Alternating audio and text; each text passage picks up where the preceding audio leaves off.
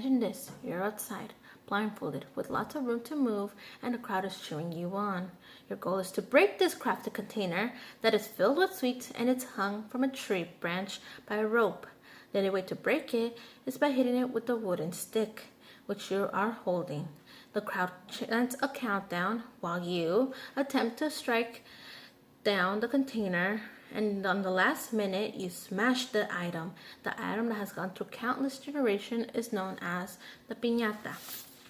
If not for Europe's version of the piñata, several cultures in Southern America would not have the traditional piñata the world knows. Piñatas are important to us because it's a tradition that has connected to family and friends.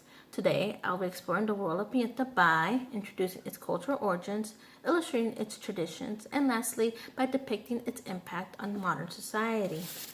To begin with, I'll start with the tradition of the piñata. The origin of the piñata is believed to be way back over 700 years ago.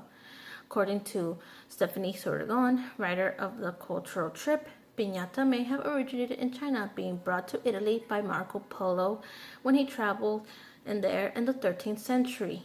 In China, the piñata was shaped like animals, such as ox and cows, with colored paper and ribbon for New Year's. Similar to today, the piñatas from before were smashed with a hard stick, but with seeds spilling out. The remains of the piñata would then be burned using ashes for good luck for the rest of the year. From then on, piñata would be spread out into Europe in the 14th century. According to Wendy Delvin, writer of Mex Connect, to the new location, piñatas soon adapted to the celebration of Lent. Lent is a season of preparation and reflection before Easter celebration. In Italy, Italian word pinata translates for fragile pot, for the resemblance of the clay container that they had that contained water. In Europe, the piñata originally looked like a pineapple, hinting the name piñata. Spain heard the custom of the piñata and applied it to their festival tradition, making it the first Sunday of Lent, calling it the dance of the piñata.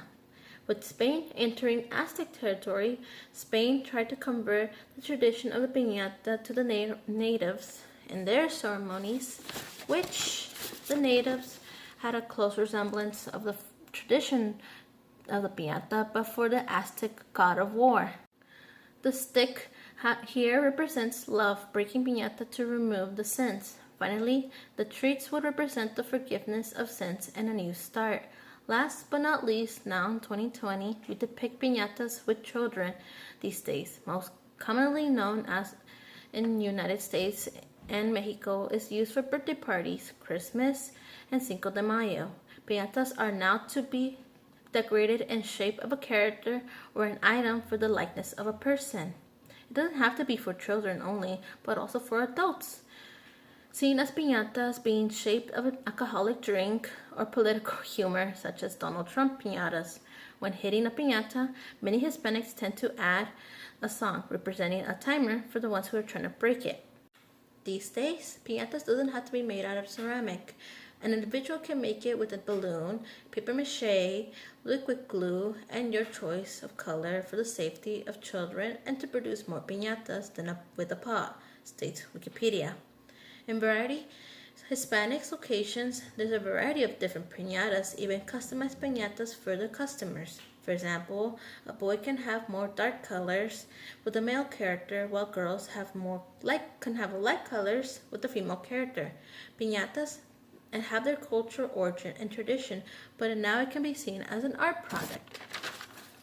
Although many stores sell piñatas shaped of a cartoon character, it has caused copyright problems. But the defense approach, artists say, is that it's handmade art, not a bootleg product, and it's being sold on town markets.